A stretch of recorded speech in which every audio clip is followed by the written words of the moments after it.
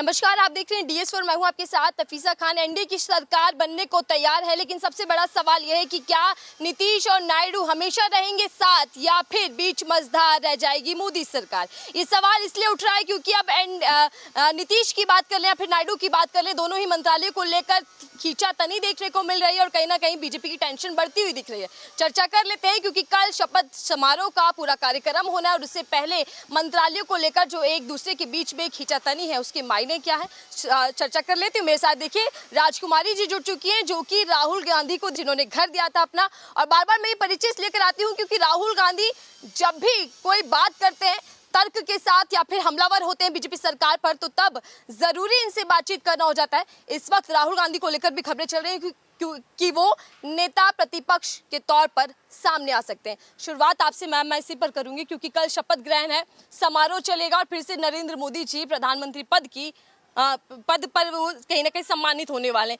क्या कुछ कहेंगे जब शपथ लेते हुए दिख रहे हैं? पहली प्रतिक्रिया क्या है एनडीए की सरकार, मोदी की सरकार की जगह से अब एनडीए की सरकार? देखिए, अब की बार नरेंद्र मोदी जी को बहुत अच्छा सबक मिला है। जैसा उनके अंदर एक घमंड था, मैं थी, अहंकार था, एक बदले की भावना की राजनीति करते थे, तो अब की बार देश की जनता ने उनको बहुत अच्छा सबक दिया है कि जो उनको बैसाखी पे लाके खड़ा कर दिया गया है कि वो अपने पैर पे नहीं खड़ा हो सकते, एक विकलांग की तरह हो गए हैं।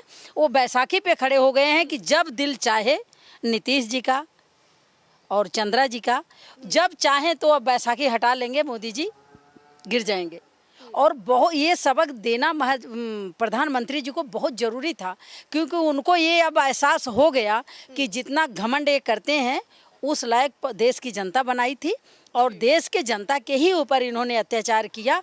अभी आप देखिए कल परसों में 2 रुपये किलो, 2 रुपये दूध का रेट बढ़ा दिए, तो वो तो गरीब आदमी के बारे में सोच ही नहीं रहे हैं। उनको सिर्फ दिख रहे हैं तो अमीर लोग, बिजनेसमैन लोग, जो राहुल जी बार बार चिल्लाते हैं कि 20-25 लोग हैं जिनके ऊपर इन्होंने देश का पैसे लुटा दिया, जिनके अंडर में इन्होंने देश का पैसे दे दिया।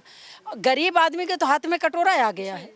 गरीब आदमी के मतलब गरीब आदमी अपने बच्चे को चाय रोटी भी नहीं दे सकता, इतनी बुरी स्थिति है। सब्जी या दाल चावल की तो बातें आप छोड़ दीजिए। तो देश की जनता बहुत अच्छा सबक सिखाई इनको कि इनको लास्ट में लाके बैसाखी पे खड़ा कर दिया गया। ये बहुत अच्छी बात है, इनको सबक देना बहुत ज़रूरी था। और मोदी जी को समझ में आ गया कि ये मेरा जो अहंकार था उसका परिणाम मुझे मिला है। क्योंकि लोग बोलते थे गारंटी मोदी, ये मोदी की गारंटी, मोदी जी बोलते थे, कहीं स्पीच देते थे बोलते थे ये मोदी की गारंटी। तो पब्लिक को, देश की जनता के समझ में आ गया कि मोदी की गारंटी झूठी है। 15 लाख झूठा, जो बोले देश को आगे ले जाऊंगा वो झूठा, महिलाओं की गारंटी लिए वो झूठा, 2 करोड़ नौकरी की गारंटी लिए वो झूठी, महिलाओं का मंगलसूत्र बेचवाने की नौबत ला दिए। एक प्रधानमंत्री को ये शोभा नहीं देता। तो जो इनको सबक दिया गया है, देश की जनता दी है, ये बहुत अच्छा सबक दी है। शायद प्रधानमंत्री जी का घमंड टूट जाए, उनके अंदर जो मैं है, अहंकार है, अब शांत होकर देश चलाएं। और कैसे चलाते हैं ये तो नरेंद्र मोदी जी को खुद पसीने आ रहे हैं कि आगे क्या होगा, उस पर भी चर्चा मैं करूंगी। लेकिन आपने जैसा कहा अभी कि मोदी की गारंटी, मोदी की सरकार, ये नारा भी दिया गया, लेकिन अब सीधे मोदी की सरकार से एनडीए की सरकार, ये जो शिफ्ट हुए हैं या फिर जो ये स्थितियां बदल गई हैं, उसको लेकर क्या कहेंगे? तस्वीर थोड़ी अजीब लग रही है। जिसके अंदर इतना घमंड, इतना मैं, जो श्री रामचंद्र जी इस सृष्टि को रचे, इस सृष्टि को रचने वाले वो मोदी जी अपना रूप तो बड़ा बना लिए और भगवान का रूप छोटा सा बच्चा बना के उन्होंने अयोध्या के अंदर एंट्री करवाई। तो भगवान श्री राम ने देखो चित्रकूट से भी इनको दफा कर दिया, अयोध्या से भी इनको दफा कर दिया। मतलब श्री रामचंद्र जी ये मैसेज दिए कि हमें आप श्रद्धा से, भाव से, हमें आप पूजा पाठ करने के लिए, श्रद्धा भावना रखने के लिए हमें वो करें, यूज ना करें।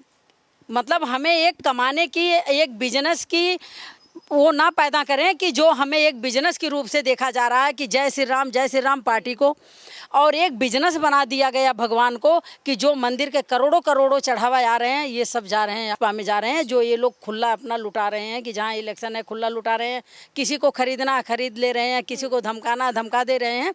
तो इसका सबक भगवान ने इनको दिया है कि हमें श्रद्धा भाव से आप अपना बना सकते हो। ये बिजनेस की निगाहों से देखोगे तो इस तरीके से आप पूरे हिंदुस्तान से दफा हो जाएंगे। अभी तो ये झांकी है, आगे अभी देखिए बहुत कुछ बाकी है। हमेशा नारा दिया जाता था श्री राम की जय, लेकिन वो नारा भी थोड़ा सा गायब दिख रहा है। भूल गए, अब उनके लिए राम नहीं। मैंने क्या बोला, अब वही फिर राहुल गांधी ने बोला था कि गुजरात के 2-3 लोग हैं, तो उसका गलत मकसद मतलब निकाला गया था।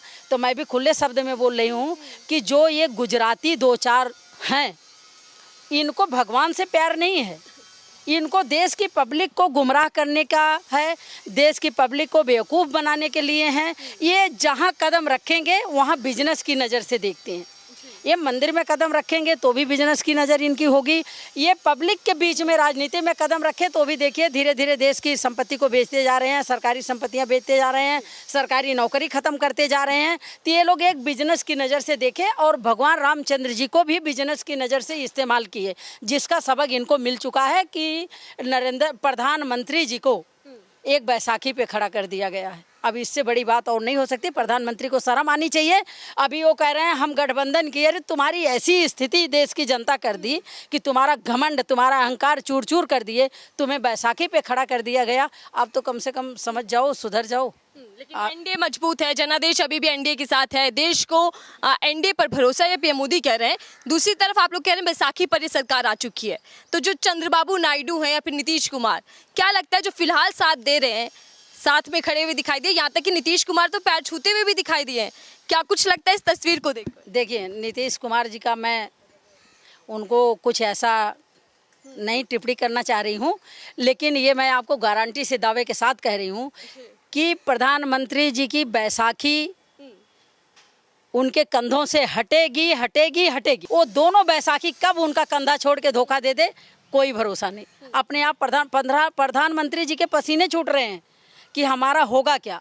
और ऊपर वाले ने जो सबक दिया है भाजपा के लोगों को, हमारे प्रधानमंत्री जी को, वो बहुत बढ़िया। भगवान ने एक अपना परिचय दिया है कि भगवान को कोई पैदा नहीं कर सकता, भगवान को कोई ला नहीं सकता। इनके नारा था कि जो श्री राम को लाया है उनको हम लाएंगे।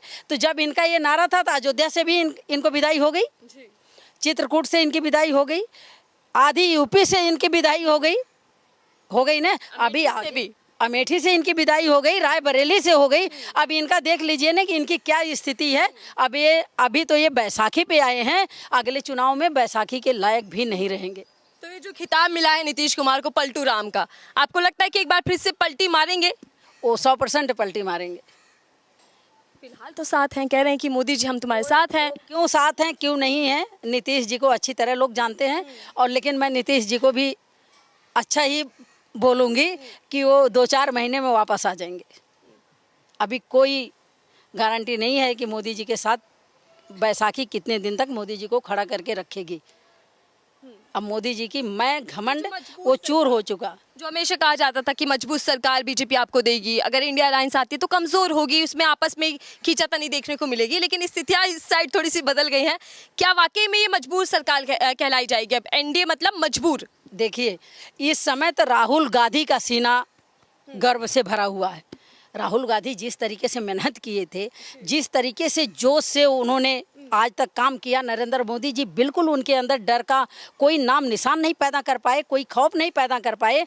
जबकि कितनी ईडी, कितनी सीबीआई, कितना केस, पार्लियामेंट से उनको आपका लोकसभा से उनका निलंबित कर दिया गया। हर जगह इन लोगों ने अत्याचार किए ना। राहुल गांधी के अंदर कोई खौफ दिखी?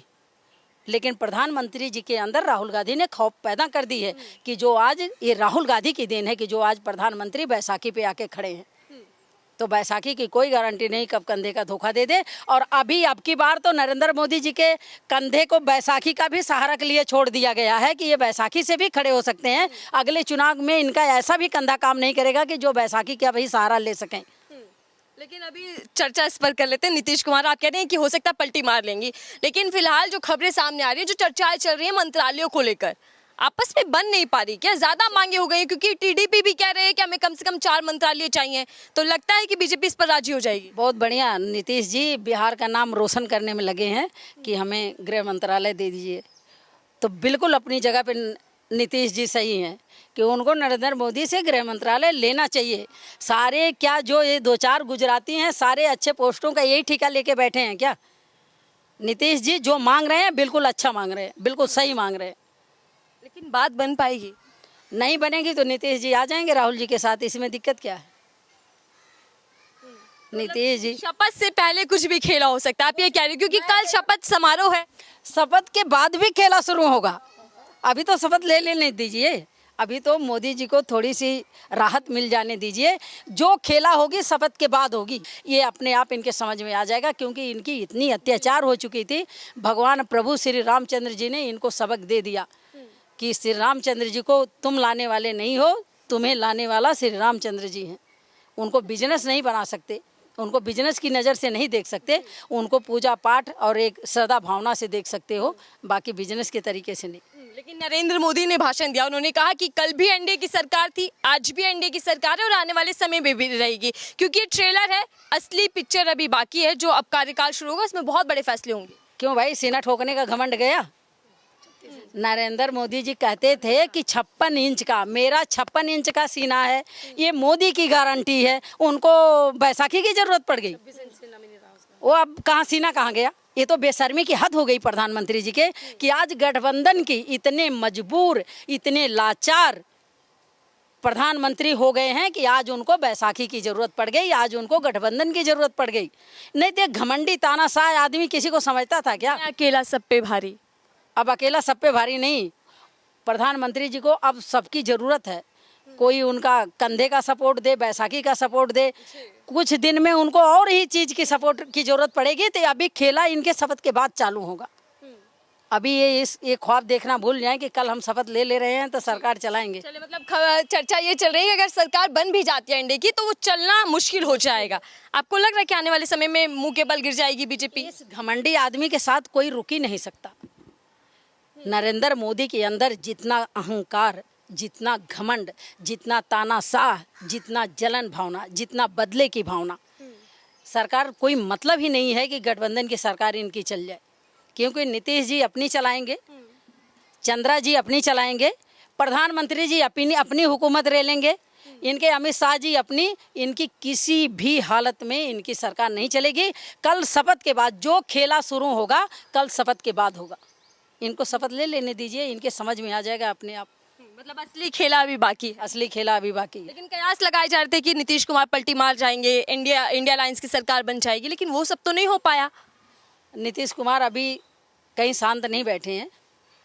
प्रधानमंत्री जी को इस ख्वाब में अभी नहीं रहना चाहिए। अभी वो कल शपथ ले लें, उसके बाद उनके समझ में आएगा कि अब। तो क्या नीतीश कुमार ने जिस तरीके से मंत्रालय की मांग की है, तो खेला शुरू समझा जाए कि नीतीश कुमार ने अपना दाव चलना शुरू कर दिया? बिल्कुल नीतीश कुमार को पीछे नहीं हटना चाहिए, गृह मंत्रालय लेना चाहिए। क्या गुजरात के ही नाम लिखा हुआ है क्या कि एक गुजराती गृह मंत्री, एक गुजराती प्रधानमंत्री? होना चाहिए, नीतीश जी को होना चाहिए। अमित शाह को हटाएं, नीतीश जी को दें, और नहीं देंगे तो फिर उनके लिए दरवाजा खुला है। बैसाखी वाली बात आ गई। हाँ, बैसाखी, वो तो बैसाखी है ही है, पूरा हिंदुस्तान तमाशा देख रहा है। जो घमंडी प्रधानमंत्री ठोकता था सीना की गारंटी, मोदी की गारंटी, आज गारंटी कहाँ गई? आज बीजेपी की सरकार की गारंटी नहीं बची। कोई गारंटी नहीं है, बैसाखी की सरकार की कोई गारंटी नहीं है कि इनकी बैसाखी कब हट जाए और कब ये मुंह के बल गिर जाए।